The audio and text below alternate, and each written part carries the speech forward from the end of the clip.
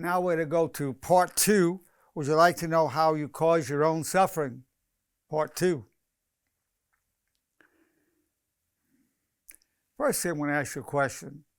Would you like to know how you cause your own suffering? Really? Would you like to know how you cause your own suffering? So I'm talking to everybody, my video audience, and then the audience who's here now. That's why I look both ways.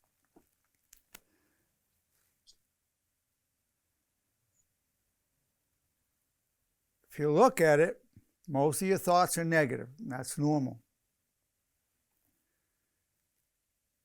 One foundation principle, there's 4 commandments of honor. I'm going to talk about the honor system. And one of the commandments of honor is I take full responsibility for co-creating my own reality and my own problems. I take full responsibility for co-creating my reality and my problems. Here's what typically happens.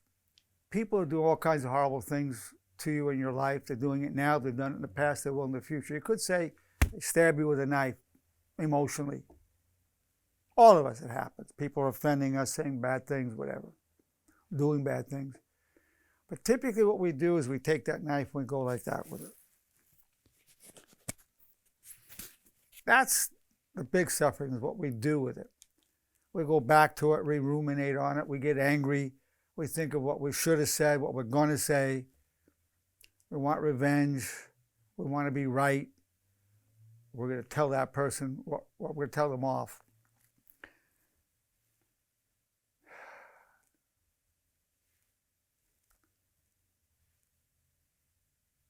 That's how we cause our own suffering. That's how it's done.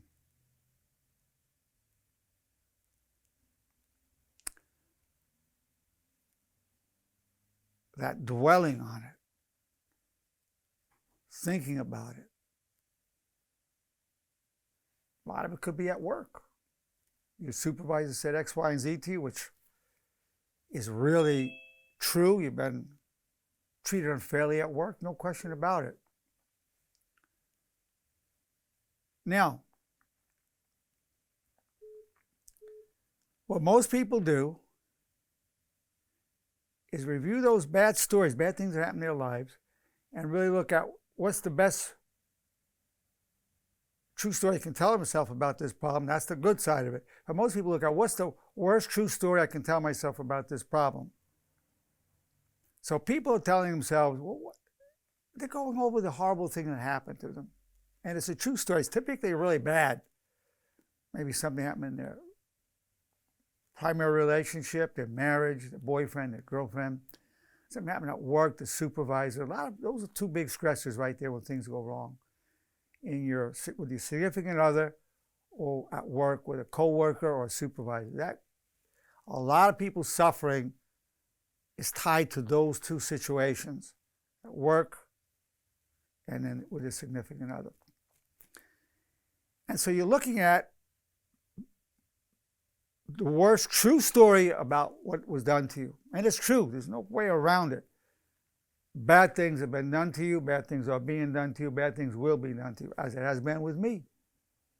Nobody escapes that, absolutely. I just want you to know there's a way out of this, causing your own suffering. There really is. And I've done it. I've done a lot of it. Not 100%, but 90% at least. On good days, 100%. It's doable. But you got to ask this question. What's the best true story I can tell myself about this problem? The best true story, the word is true, story I can tell myself about this problem. Story I tell very often about this guy who's called a roughneck. They're called roughnecks, so they work in the oil fields. He came to see me. He looked miserable. It looks like he was going to cry. Big, rough, tough-looking guy, all tatted up to the neck. I said, Doc, I lost everything. My wife left me. I said, oh, that's terrible. I know that's got to be painful. Yeah, she didn't just leave me. She left me for another man. Wow. That's really, really rough.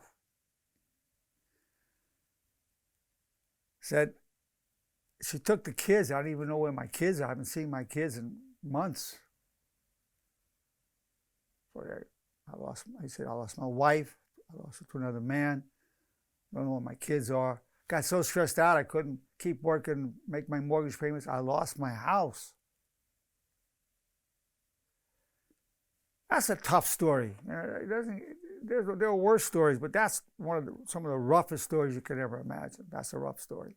And it's true. It's what happened to him. There's no way to change that. That's a really horrible, true story. And I said to him, I feel a lot of compassion for you as a human being. I feel a lot of compassion for you. I didn't feel sorry for him. I felt compassion. I said, what if I told you there's a best true story you can tell yourself that would give dignity, nobility, and honor to your life? He said, really, Doc? What is that? I said, it's this. I've lost everything, but I've gained myself. I've lost everything, but I've gained myself. Honestly, his face went, I saw him lighting up. I've gained myself. He looked really happy.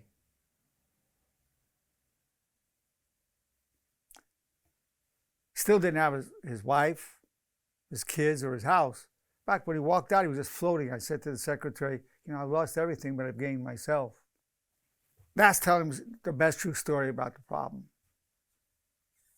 So we don't deny the negative, but we then say, let's finish the story. And there's always that over there.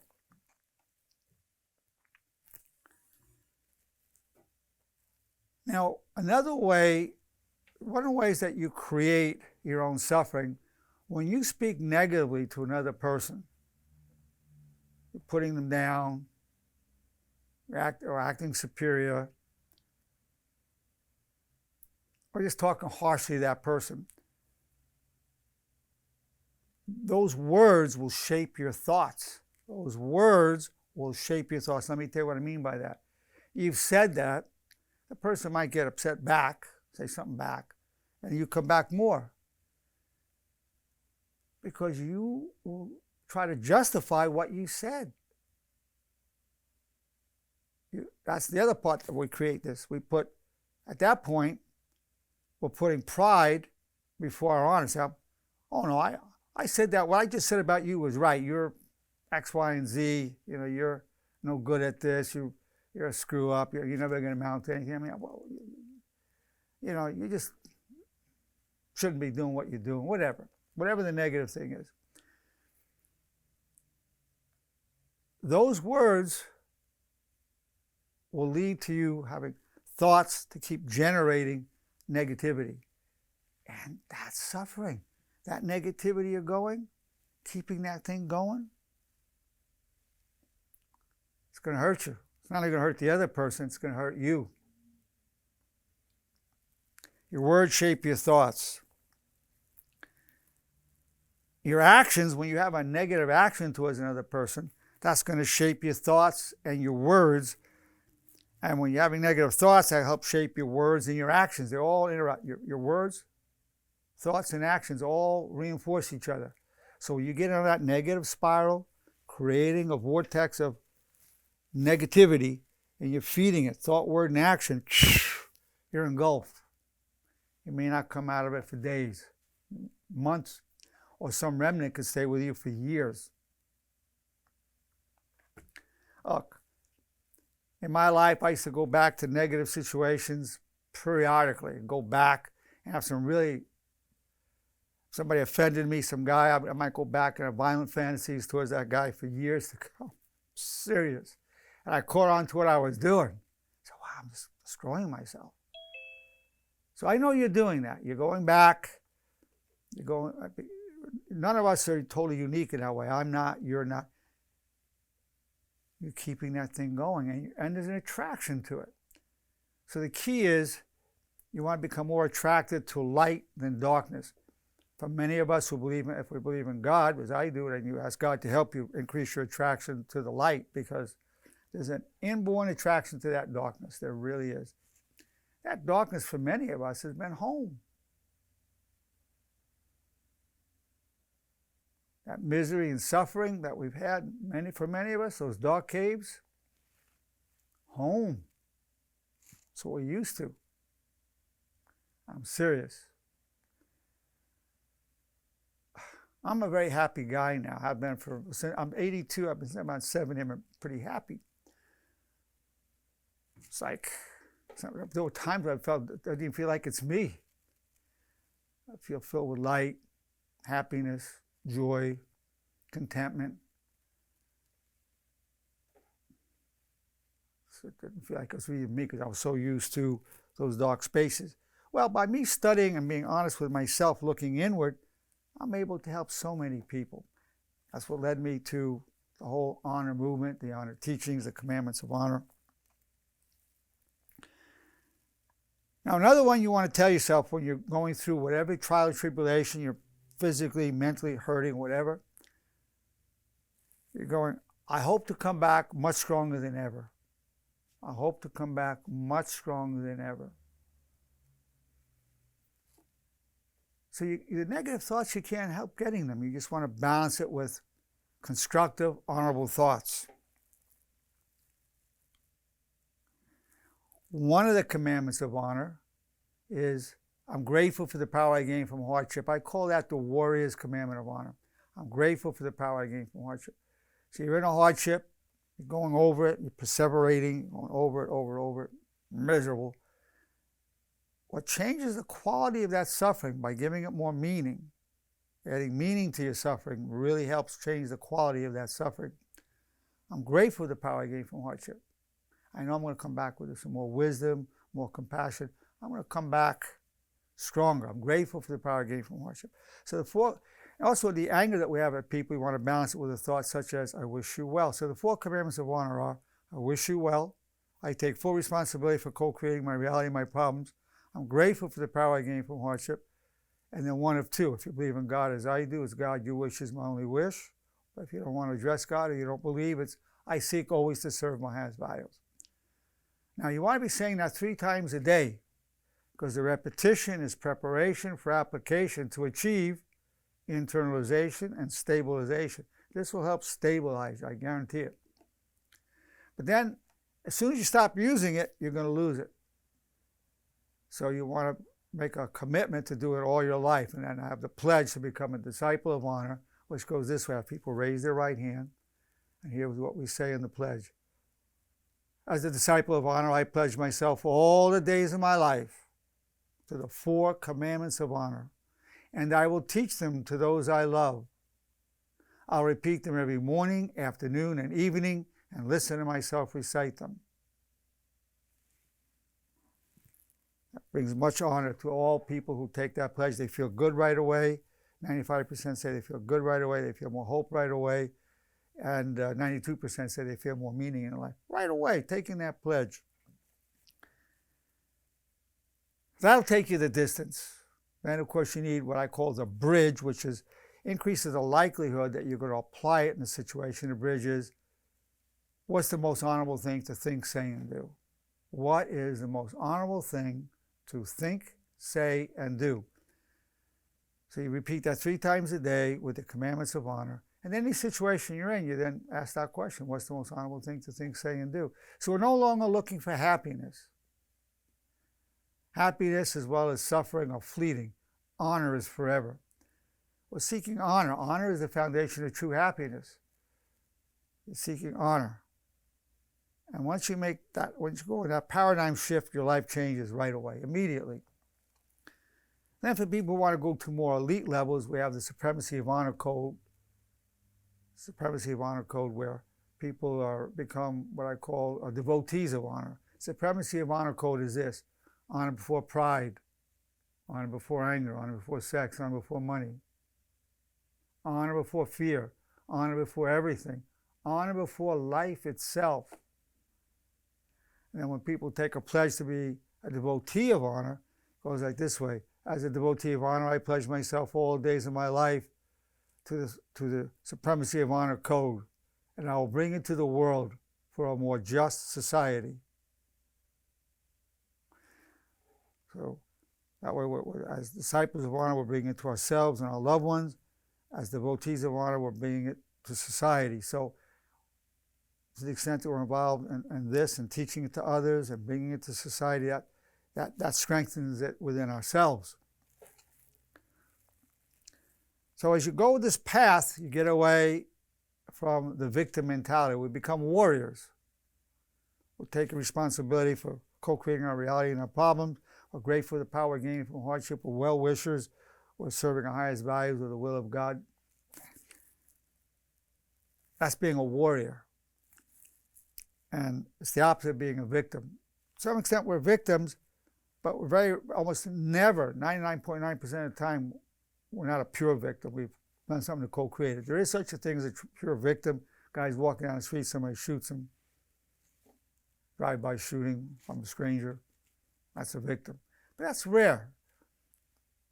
Practically none of you will ever be exposed to that. It could happen to us, but it's unlikely.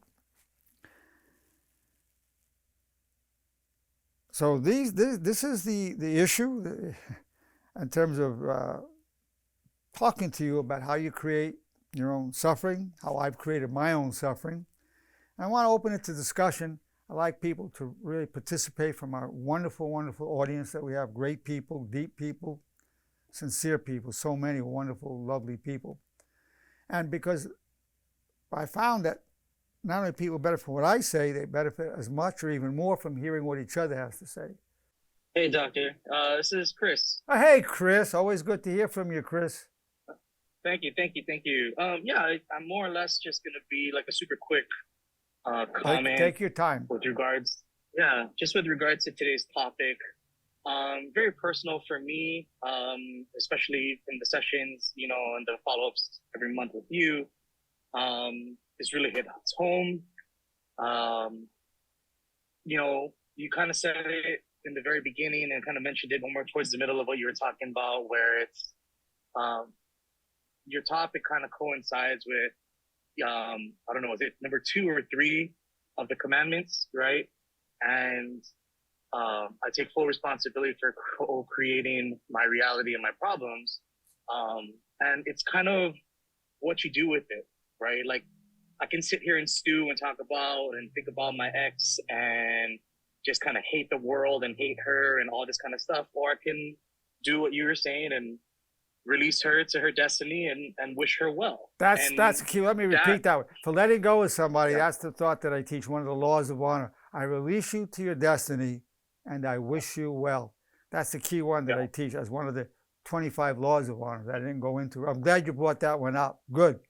Yeah. Definitely. And it's, it's not easy. It's definitely going to take some time. And as I told you, like, this month's going to be super rough. It's, the holidays are always rough and things like that. And she's not with you, I know. For the most part, just for the most part, I don't want to live, and I don't think anybody really wants to live with hate or anger in their hearts, right?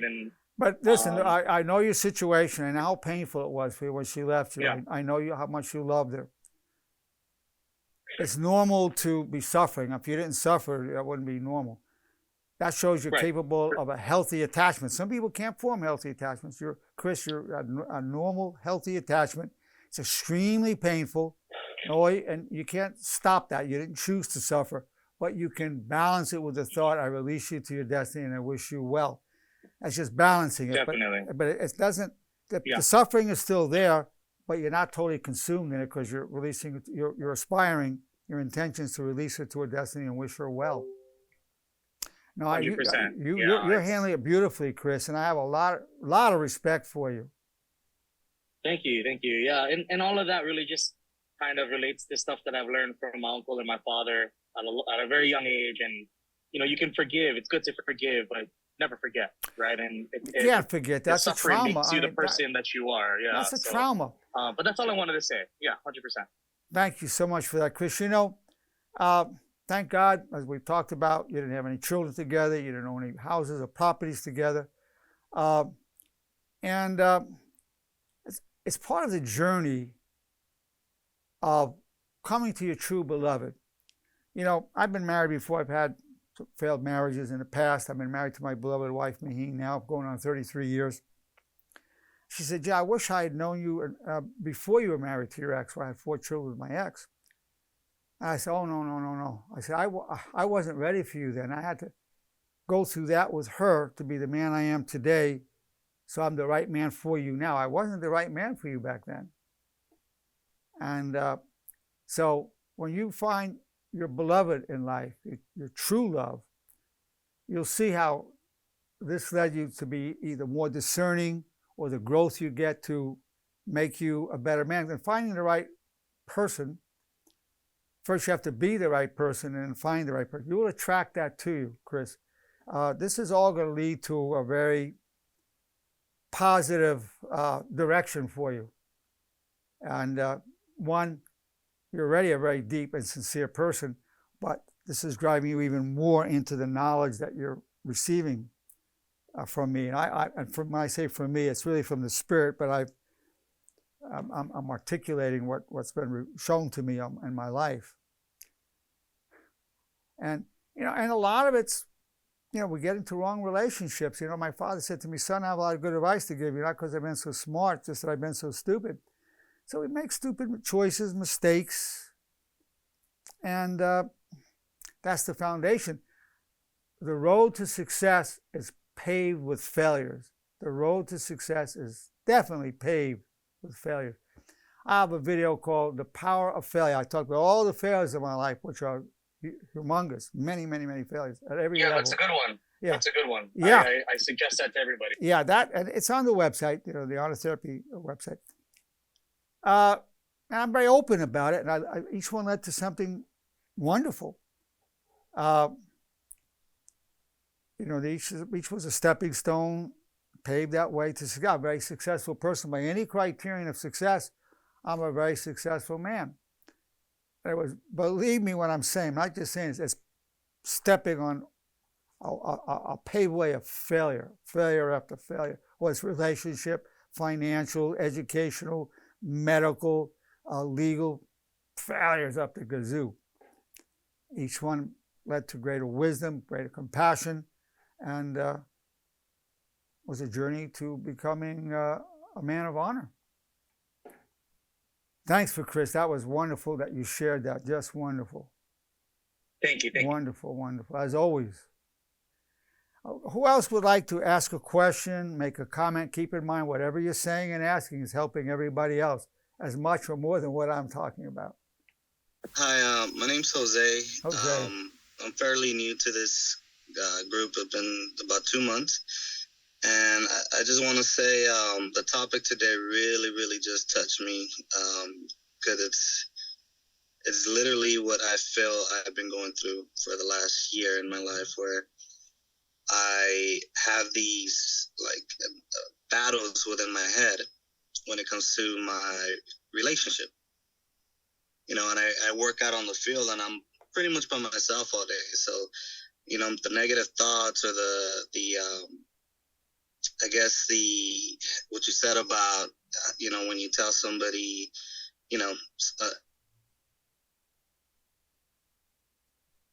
You're cutting out, Jose. Negative to them. Oh, yeah, you say something negative. Yes, that creates more negativity. Yes. Right, it does, because like you said, you try to justify it. You're trying to explain yourself why you said what you said. And that's horrible for a relationship. It's poisonous, and it just touched me because a lot of the negative thoughts that I've had have been where I'll say something the previous day, and then the next day I'm still trying to justify it in my head. That's Jose. Firstly, congratulations, much respect, because you're aware of it. You have self-honesty. That's beautiful. The self-honesty that you have is the best foundation for walking the way of honor. By the way, the 2 best things you can say in any relationship with your significant other is, one is "I love you," the other is "I'm sorry." Now, those are the 2 most powerful things. If you can express that love in word and action and apologize. Now, what I used to, a lot of times, it was very hard for me to apologize. Pride stood in my way, but then I put honor before pride. I really worked on myself on that. So one thing that I repeat to myself often I apologize. I was wrong. You were right. I'll never do it again. Please forgive me. I've not always lived with honor, but I will die with honor. I have that little thing going on. I have a pretty long list that I repeat to myself. And then as you say it to yourself, those thoughts, I call those laws of honor. I call it the laws of humility within the context of being laws of honor. When you say it to yourself, it makes it easier to say it to another person. And even if you're not wrong, you're right and they're wrong, but the person's offended you can say, listen, I'm so sorry I offended you. I'm really sorry. I didn't mean to, but I apologize. Please forgive me. Even though you didn't do anything wrong, the person may have misinterpreted. I apologize that you feel offended. You know, I say I offended you. I apologize that you feel offended. You feel offended. I apologize. I care about you. I love you. I don't want to do that to you. So you're apologizing to keep a positive vibration going, and it works. I have to tell you right now, it works.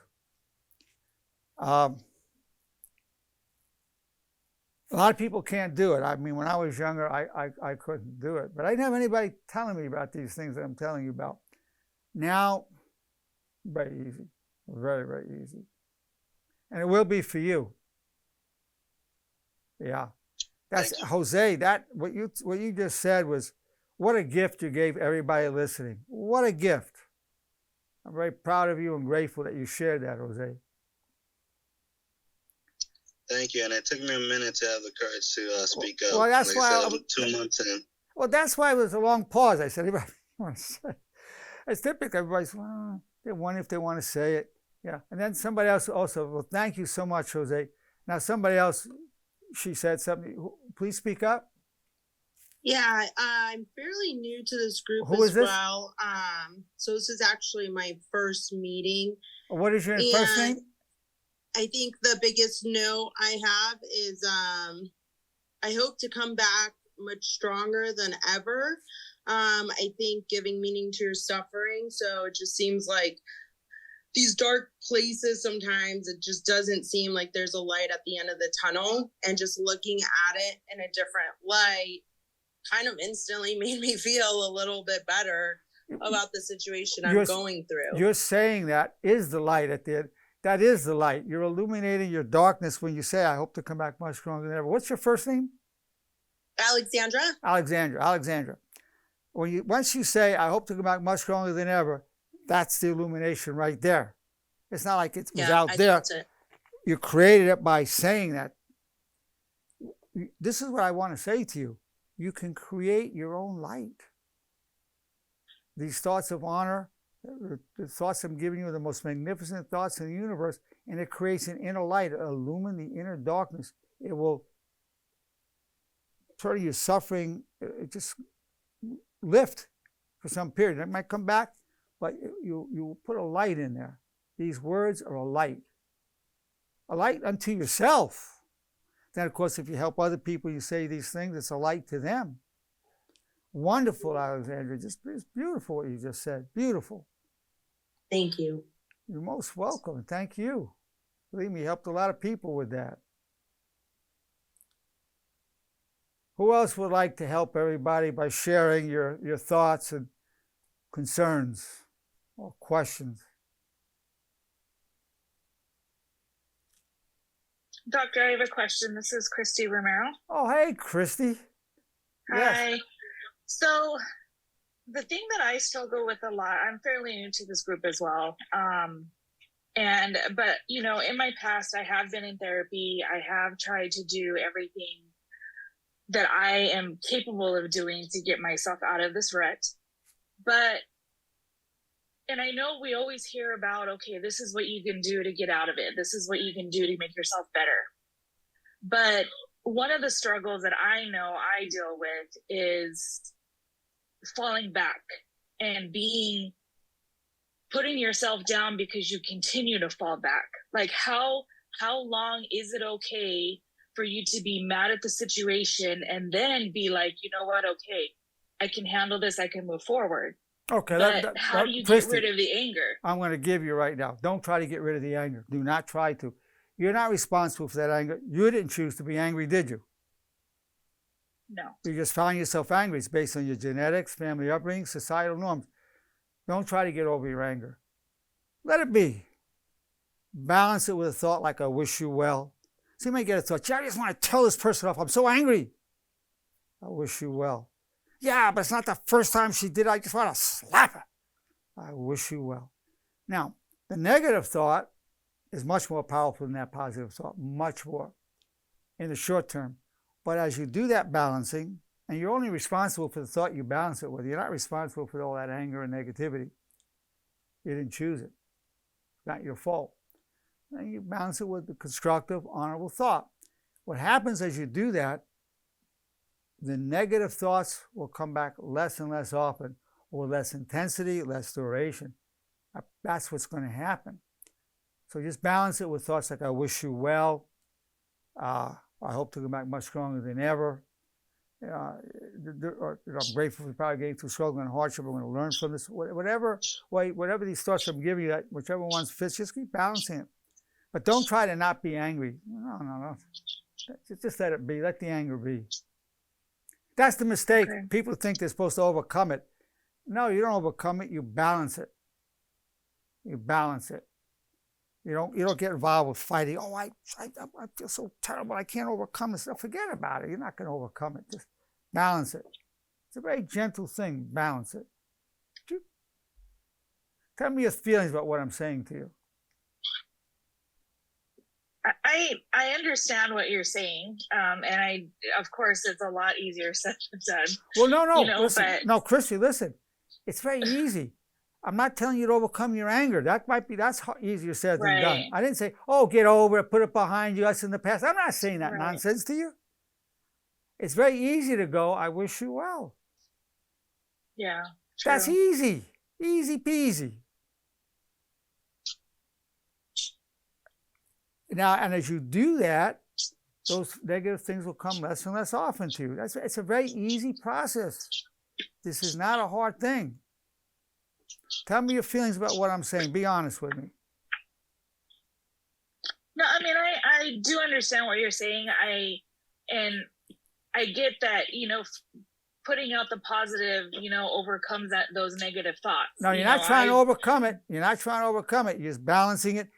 It won't overcome it, right? Matter of fact, those negative thoughts are much stronger than the positive. Oh, heck, much more powerful.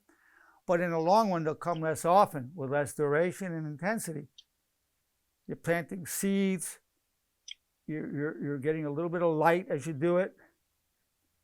But you're not overcoming it because you're still feeling upset. And then I wish you well. I'm still upset, but I wish you well. If you can't go, I wish you well, you go, I want to wish you well. Sometimes you can't wish the person well, so you're too upset. I want to wish you well. So what if that anger is directed towards myself? Because I feel like it keeps slipping back instead of pushing myself forward. Okay, good point. I wish myself well. I wish myself well. And remember, those relapses, the negativity that comes into your mind, does not define who you are. It's based on genetics, and that brings society norms. So it's not your fault that you get negative again. Not at all. It is your fault if you don't balance it then with a constructive, honorable thought, because I've given you the knowledge how to do it. You balance, I wish you well. I think I've co-created this. Let me see if I can unco-create it. You start looking into it from the point of view of the way of honor. I wish myself well. Well, Christy, I wish you well. Or you talk to yourself, Christy, I love you and I wish you well, sweetheart. And say to yourself. I mean, you got to show yourself some affection. Right. And just balance it. Yeah. Hey. You know what loving yourself is? This is loving yourself. To live with honor. So if you wish yourself well, that's honorable. You wish somebody else well, that's living with honor. Loving yourself means to live with honor. So as you then wish others well, you're wishing yourself well. I wish myself well. I forgive myself for this. I'm not saying negativity is going to vanish. Oh, poof, it's gone. I'm not saying that. No, that's unrealistic. But you're getting a balance. There's a little bit of light in the darkness. A little bit of light illumines a lot of darkness. Okay? That's how that works. Okay. And it's easy. It's easy. But you got to be repeating commandments of honor 3 times a day, and the bridge. You've got to be doing that, so because otherwise you're not going to think to do it. You're going to get so caught up in all that vortex of negativity, you're not even going to think to say, I wish you well. You're just going to sink. That's why you do it 3 times a day, so you're always, the repetition is preparation for application to achieve internalization and stabilization. A little jingle I developed here to describe the process. Yeah. Thank you, Doctor. No, it's my pleasure, and thank you. You've helped a lot of people, Christy. Are you aware of that? I hope so. Oh, Christy, I'm I gonna need help. when I talk to my patients tomorrow, they're gonna say, "Oh, I learned so much from what Chris said, Christy, what everybody was saying." Jose, they're gonna say, "Oh, that helped me so much." I know what's coming tomorrow during my calls. I know that's why we're here. They're not gonna say, "Doc, I got a lot from you," although they probably did. They're gonna say, "Oh, that Christy, Jose, Chris, I got so much from them."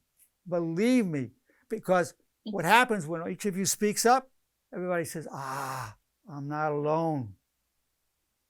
It's not just me. I'm not alone. What a gift you're giving each other. See, you're helping each other. So your suffering, your problems are now have meaning because you're helping the other people. And people tell me there's also a sense of community. People feel very close to each other. I've had a lot of people say, I wish I could meet so-and-so. There's a closeness in our beautiful community of honor, the honor community. The sense of community, I'm less alone. Wonderful. Who else would like to help out your fellow travelers on this journey of life? Who else wants to make a comment, ask a question, share something about yourself? Hi, Doctor. This is Maribel. This is my first meeting. Well, Maribel, welcome to your first meeting. I'm glad you're here. Yes. For me, it's the quote, I will come back much stronger than ever. With this situation, it's more about work-related, dealing with a toxic supervisor. I always try to go back to work and thinking very positive. I will not let my supervisor affect my day or my feelings, or I will not let her start for me having negative thoughts.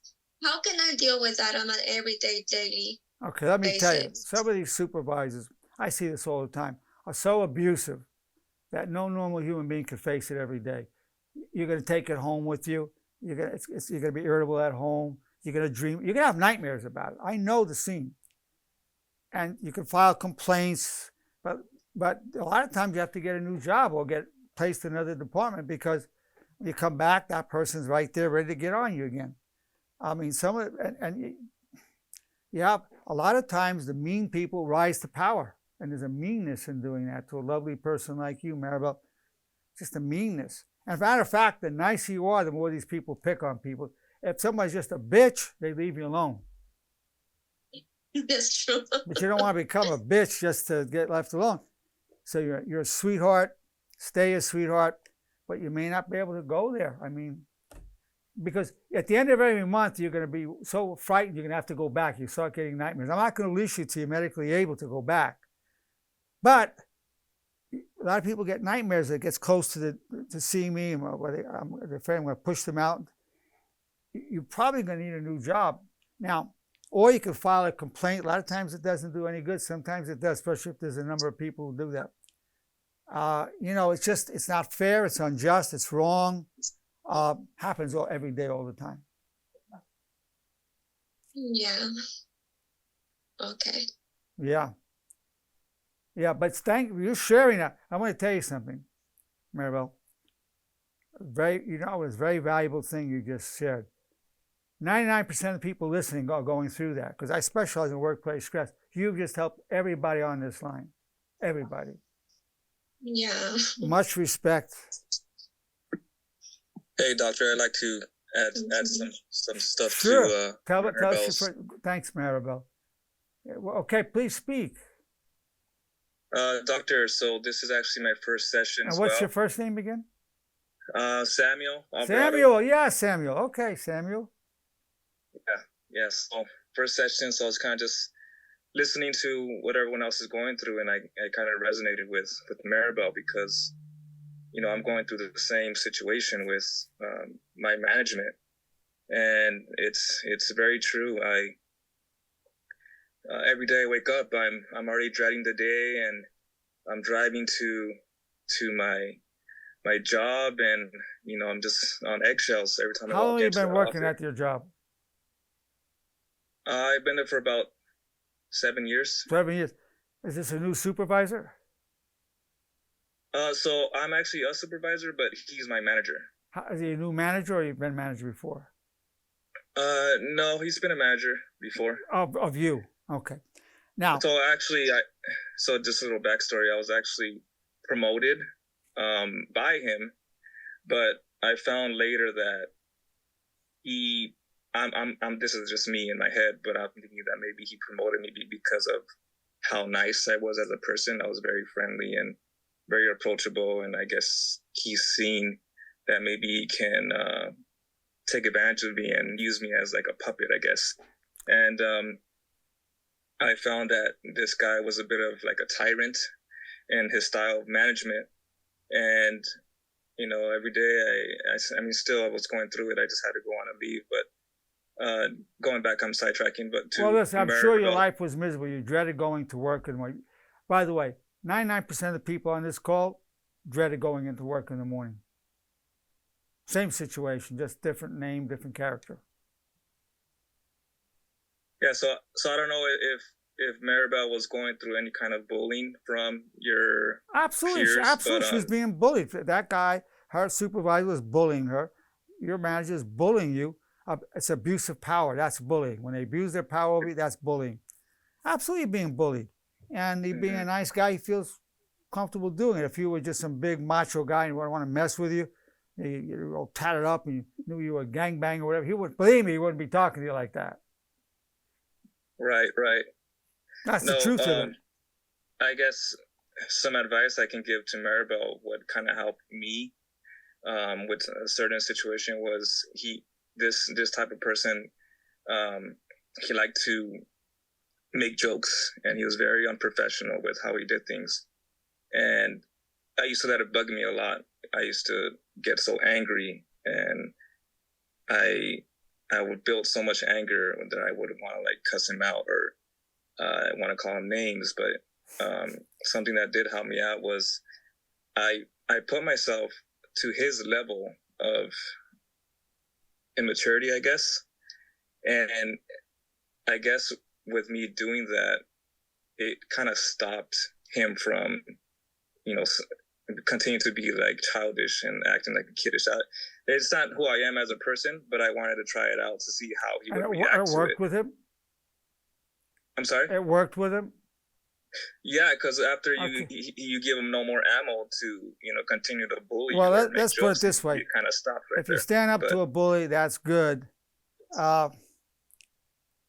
Sometimes they just come on stronger. And sometimes you have to say, hey, I talk to you with respect. I appreciate if you talk to me with respect. There's no way to be talking to me. So that would apply for anybody, the way you're talking to me. Now, I'm not saying it'll work, but certainly you're right to say that. And bullies are known, if you stand up to them, they'll back off. But it may not happen. It may or may not happen. But if you might feel better that you stood up. You felt better in yourself that you stood up. Yeah, I think the message I was trying to deliver was, I understand that this person, he has a style of management, likes to pick on you and stuff like that. But if you give this guy or your leader no reaction to what they're telling you, they kind of don't have nothing to continue with, because if you're not reacting to it, you're not showing emotion. Okay, let's clarify that. When you say not reacting to it, internally you're reacting because we dread coming in. Sure. He doesn't see it. It'll stop for that moment, is what I'm trying to say. What's that? It'll stop for that moment when he's bickering at you or whatever. But the morning comes, you dread coming to face him again. Sure, yeah. He doesn't see it. I understand that. You didn't feed it, but in the morning, there you are again.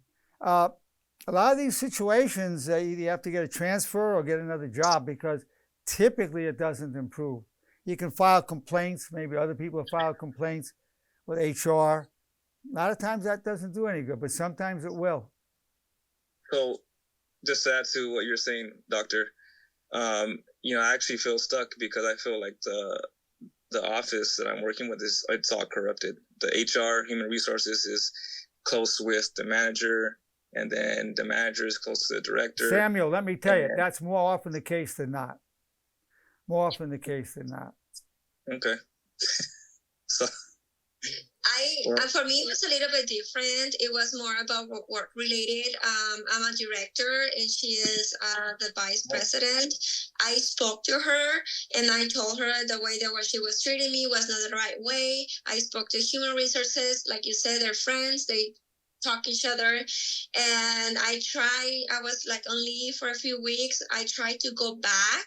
And when I went back, the executive of the company started retaliating against me, making fun of me, saying that, oh, so much stress. I'm gonna be off as well. So it's very hard. It's a very hard situation. By the way, let me tell you, Maribel, excuse me for interrupting you. Retaliation is highly litigatable. If you can demonstrate that in a court, I want to tell you a case at UPS about 20 years ago. This female manager, and it's mostly a male-dominated industry. So one of the male employees poked her in the breast. Well, she got $300,000 for sexual harassment for that. But she got $42 million because the other male employees' management retaliated against her and made a hostile work environment. So she got $300,000 for the poke in the breast, but she got $42 million for hostile work environment retaliation. If you could demonstrate that, that is... the juries don't like that, and it's a very big price tag on that. So you just got to document it, because one of the things that I try to help my people is you feel powerless.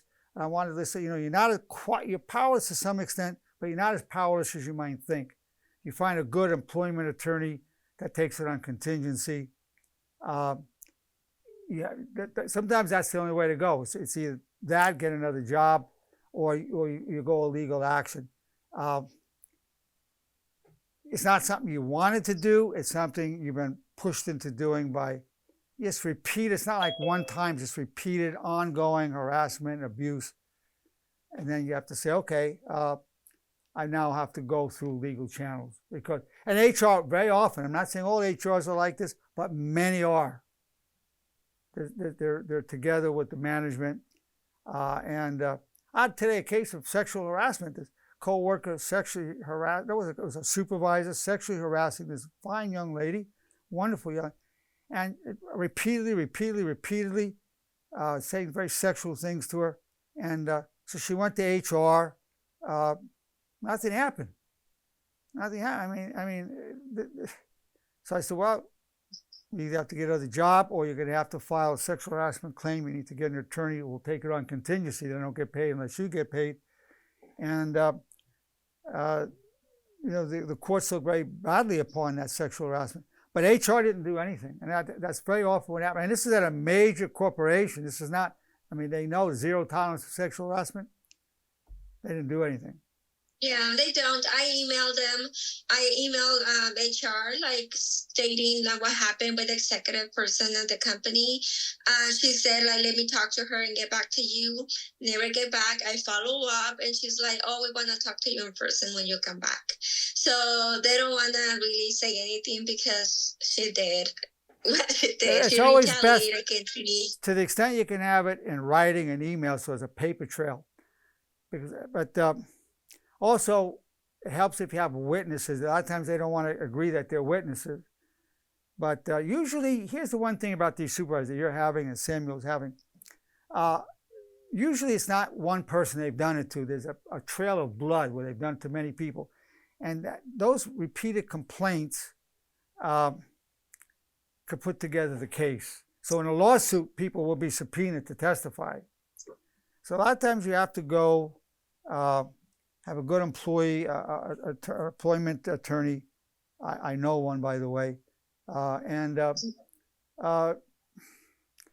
you want contingency, so you're not laying out a big sum of money. And, and listen, I feel compassion for employers. They have to deal with so many issues, but I don't have any, there's just no tolerance for this kind of injustice. Yeah. But it's rampant. This is not just you or Sam. Well, thank you to both of you. Believe me, 99% of the people who are on this phone call have been through this, 99%. Yeah. I'm going to hear tomorrow, boy, what Maribel and Samuel said. I'm going through exactly that. Wow, wow, wow. That's what I'm going to be hearing. You're the heroes. These people are going to be talking about you tomorrow on my phone calls. It's been my pleasure, honestly, to be able to be here with you, to share this with you, the opportunity to talk deeply with you about something that really matters on a subject. Would you like to know how you create your own suffering?